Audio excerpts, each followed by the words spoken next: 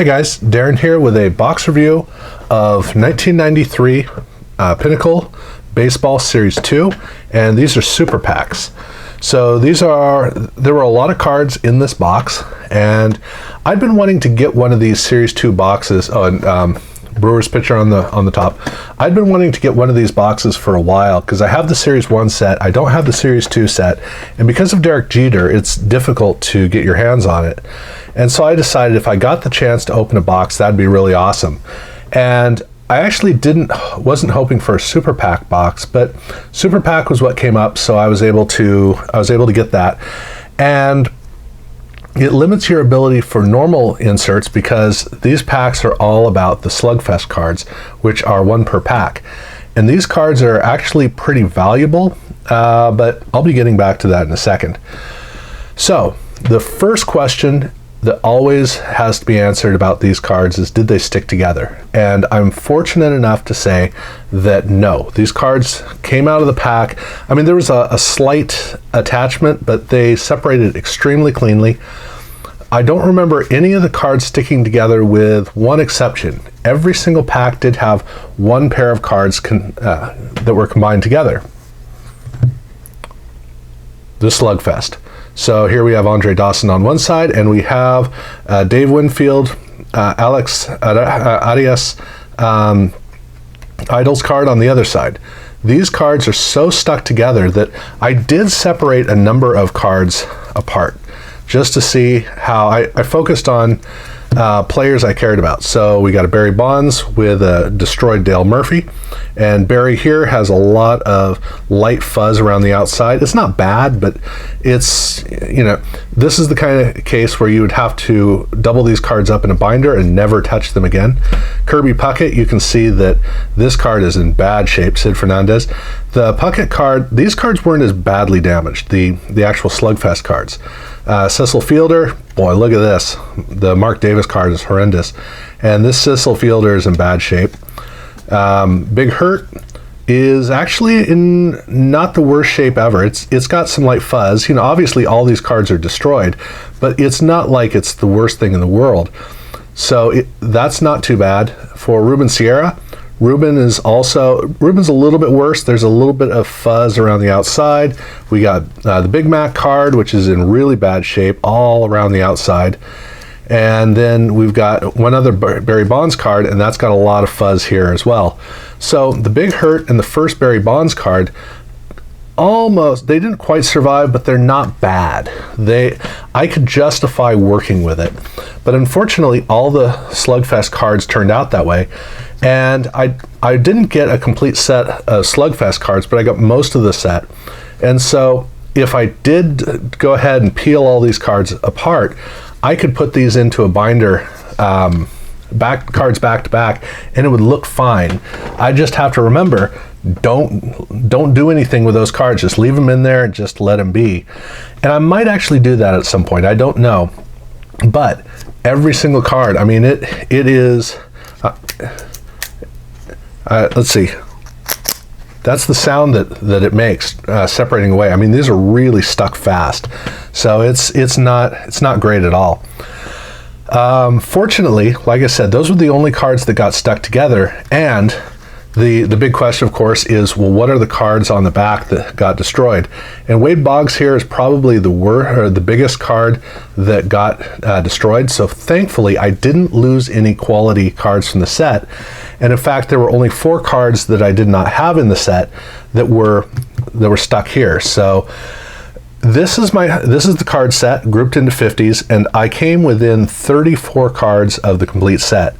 That's a lot of cards. 310 card set, so I am missing over 10% of the card set, except I have 4 cards, so it's almost 10%. But still, that's a lot, and the amount of doubles is more doubles than regular cards in the set. So this is one of those annoyances where I'm too far away from the set to feel that I can just piece it together, because it's going to cost me like between 15 and 20 bucks just to finish the set at a good price. I've got all the quality cards in there, all the expensive cards. I do have those, but still, when you got 15 to 20 dollars worth of cards to buy to get the set, it's better to see if you can get a 20 to $25, maybe even $30 complete Series 2 set, and then just pull the best cards between the two sets, which is what I'll have to do, because I'm not spending another $70 to $80 on another box and running the risk of the cards being spoiled. Well, even just buying another box is just not worth it, because these boxes are so expensive. Now, fortunately, of the doubles, again, I got a lot of them. I got most of the good players. So I got an Ozzie Smith. I got an extra Derek Jeter. This is not well centered. I got an extra Wade Boggs. Not Cal Ripken Jr. He was another one, but the Wade Boggs I got 3. Barry Bonds for the Hometown Heroes. I got 3 of those. 1 extra regular Barry Bonds and 2 extra JT Snows. So there were a couple of cards, including Kirby Puckett and Greg Maddux, that I did not get doubles of. But like I said, I did get them in the main set. So I have all the meaningful cards in the main set. So I do look forward to finding a hopefully relatively inexpensive, whether it's Series 1 and 2 or just Series 2, to be able to complete the set. But I give them credit. I think that the images in the set are really strong, so I do enjoy going through these cards. The design on the outside, I'm not a fan of, but the way that they design the card is such that the card design does not get in the way of the image. So the image stands strong independently of the rest of the card. And so as I go through, it's only everything on the inside that I look at, and that's good. But for me, it's when I'm flipping through the cards like this, that's when it's worthwhile, because the consistency of the images reads from one to another. Any other case, and the border design is what really starts to grab my attention, and I really don't like that design. And I'm also not a fan of how free and loose the card back is. So overall, I do wish that the whole experience could have been better. Obviously, had these cards come out in good shape, then I would have been in a really good mood about having experienced this whole process, because these cards, they are still pretty valuable. So that would have been nice to at least get those cards. But it's not so much the getting the cards as much as it's a lot worse when you get them, but you know, they're destroyed. And so I feel that. I feel the fact that, you know, this Mark McGwire here, which should be a pretty good card, it's gone. I never had a chance at it, and that's the tougher part. And so that's why when I started off, I was hesitant about the Slugfest cards in here, because I would have liked to get a regular box where I could have gotten one of the all rookie team cards, which probably would have gotten one in that box, and hopefully it would have come through. Other than that, it's just too expensive to enjoy. That's the problem, because the question is always, well, how good is the best card in the set? Everybody is doing this for is paying a lot for this box for one reason: the Derek Jeter card. And here the centering is probably about 70-30, so it's not a well-centered card. That's for other people to be more concerned with rather than myself, but that's the card that causes all of these boxes to be super expensive.